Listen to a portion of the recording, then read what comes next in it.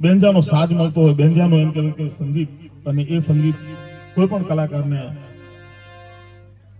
કઈ દિશામાં લઈ જવો એ નક્કી કરી અને એ દિશાની અંદર એમ કહેવાય કે પોતાનું સંધાન કરાવતું હોય, એવું પ્રસ્થાન કરાવતું હોય, એવું કોઈક સાધ્ય અને સાધન હોય, અને એવું કોઈક એમ કહેવાય કે વાદ્ય હોય તો એ બેંજો છે.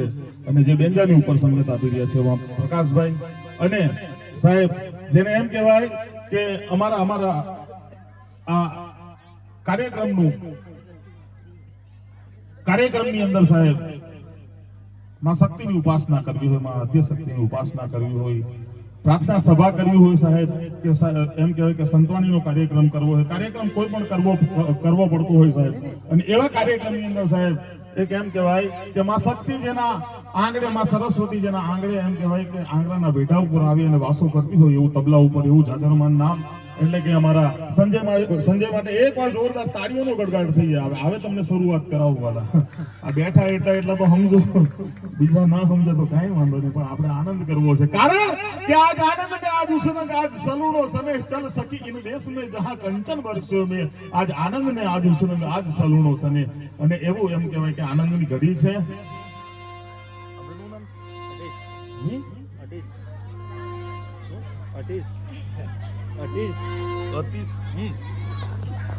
જોરદાર તાળીઓ કરો, કારણ કે એવું નામ યાર જે તબલાની ઉપર સંગત આપી રહ્યો છે અમારો અતીશ.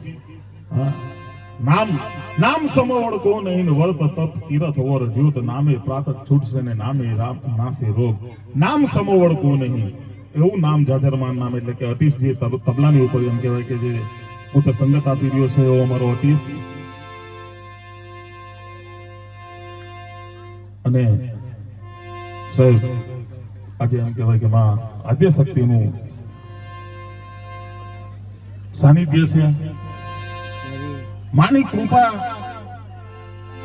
કોને કહેવાય અને માની કૃપા કોના ઉપર કેવી થઈ છે એનું સાહેબ એમ કહેવાય કે જીવતું અને જાગતું જ્યારે મારે તમારે પ્રમાણ જોવું હોય અને એનું ઉદાહરણ જોવું હોય ત્યારે સાહેબ વાગ્યાની અંદર આવીને આપણે એકવાર ખાલી આંટો કરી દઈએ તો સાહેબ ખબર પડે કે માં કોને કહેવાય. કારણ કે આદ્ય શક્તિ છે સાહેબ, એમ કહેવાય કે મોટે બોલા માં પછી મને હાચે નાનપણ સાંભળે, મોટા તણાની મજા મને કડવી લાગે કાગડા.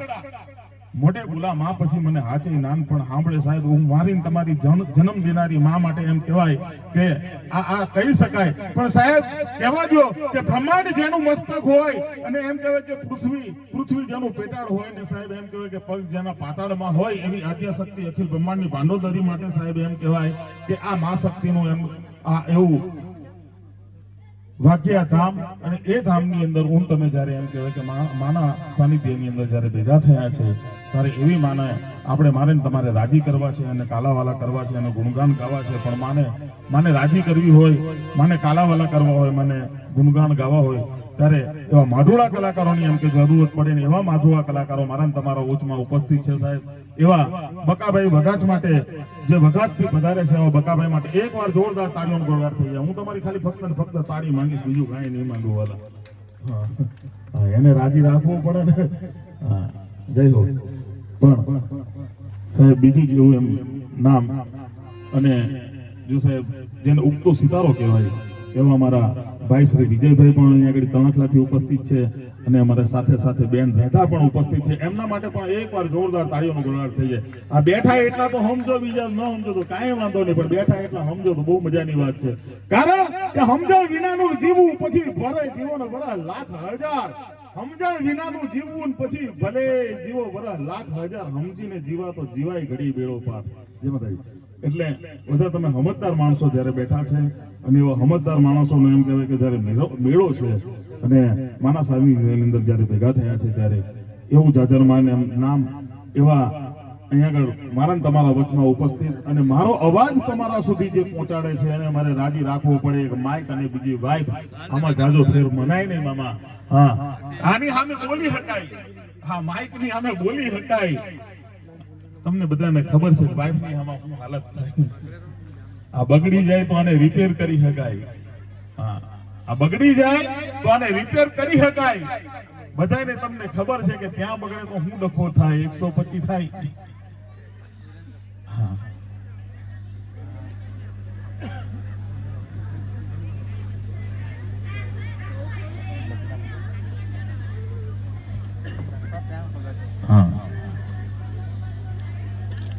સાહેબ કદાચ આને બગડી જાય અને રિપેર કરતા સારું ન થાય તો આને સાહેબ વેચી દેવાય.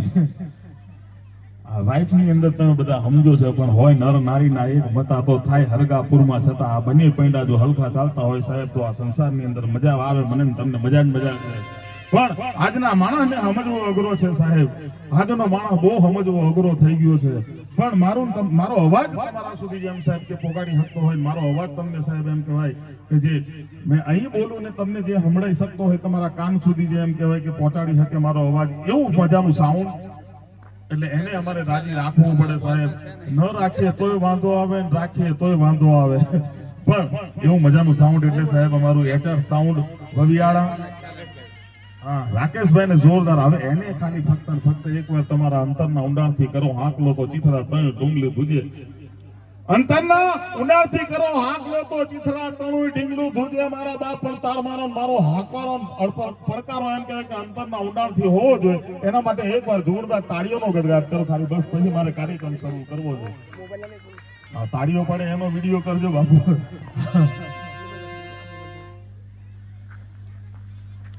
આ માણસનું બનાવેલું મોબાઈલ છે, કેમેરો છે, માણસનું બનાવેલું એમ કહેવાય કે રમકડું છે. માણસે બનાવેલું રમકડું સાહેબ. મારા તમારા હામાં એમ કહેવાય કે એક ક્ષણે એમ હામું કરે અને એની એક ક્ષણે મને તમને ઉતારી લે.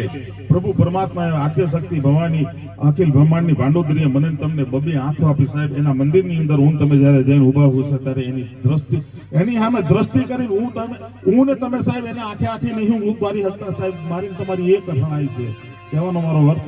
પણ કાર્યક્રમની શરૂઆત કરવા જાઉં છું ત્યારે નાના બાળ ગોપાળો પણ આગળ ઉપસ્થિત છે, બહેનોની પણ એટલી હાજરી છે અને વડીલો પણ આગળ ઉપસ્થિત છે. પણ સાહેબ કહેવા દો કે અહીંયા કાર્યક્રમ અહીંયા આગળ માતાજીના કાર્યક્રમની અંદર જ્યારે આવ્યો છું ત્યારે અહીંયા આગળ કોઈ ખાલી ફક્ત ને ફક્ત આનંદ કરી અને ગુણગાન ગાઈ અને આનંદ કરવાનો એમ કહેવાય કે એવો કોઈ પ્રોગ્રામ નથી સાહેબ.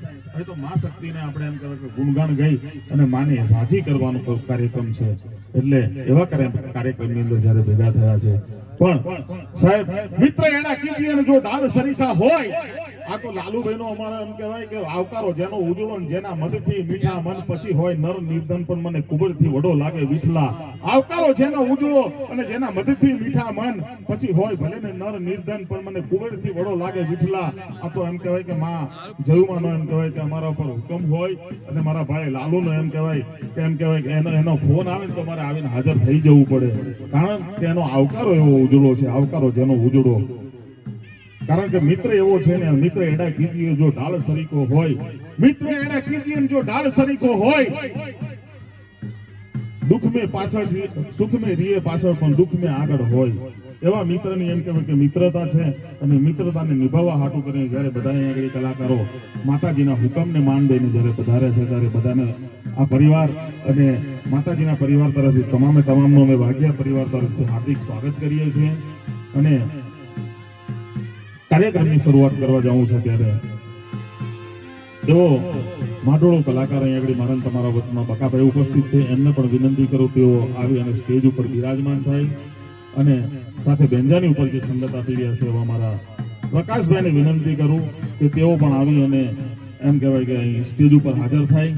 આવા બંને અળાવિત કલાકારો છે સાહેબ અને જેમને માનંદ તમારે સાંભળવો અને એમના સાથે આનંદ કરવો એક લાવો બને એવા બંને માઢોળા કલાકારને વિનંતી કરું. નહીં તો અત્યારે સાહેબ છે ને આ કલાકારોની અમે ઉપસ્થિતિ કરાવતા હોય, કલાકારોને માટે અમે એમની ઓળખ કરાવતા હોય ત્યાં આગળ મેં મારા વચમાં પ્રોગ્રામ હતો મેં ચાલુ કર્યું. મેં કીધું અમારે બધા કલાકારોની ઓળખ કરાવતો હતો અને મેં એક પ્રોગ્રામની અંદર ગયેલો અને ત્યાં આગળ જઈ અને કલાકારોના નામ જાહેર કરી અને મેં બધાની ઓળખ કરાવતો હતો. એમાં વચમાં એક કાકા 15 મિનિટથી ગુદાલાલ તમાકુ બનાવતા. મેં કીધું કાકા મેં હજુ આ બધા કલાકારોની ઓળખ કરાવું છું અને તમને એટલી બધી મજા આવી શું ગઈ?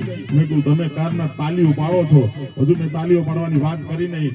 મન કે એ તારો વેમ છે. મેં કીધું એ કેમ છે? મન કે હું ગુદાલાલ તમાકુ બનાવું. મારા બાપ આવા માણસોને અમારે ક્યાં આગળ સમજાવવા? આવી રીતે અમને સમજી લેતા હોય. જય હો.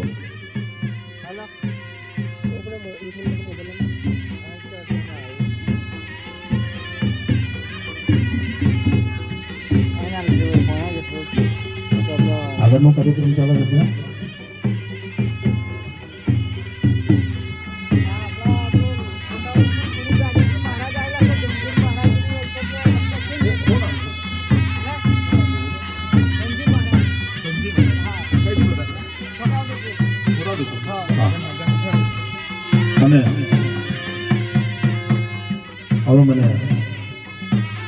શરૂઆત કરવો છે ત્યારે બધાને મારી બે હાથ જોડી અને વિનંતી કે બધા પોતાનું સ્થાન લઈને એમ કહેવાય કે ગોઠવાઈ જાવ તો મજા આવે. અમુક જણા ગોઠવાતા નથી.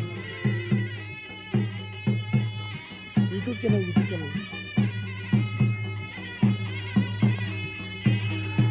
દેખ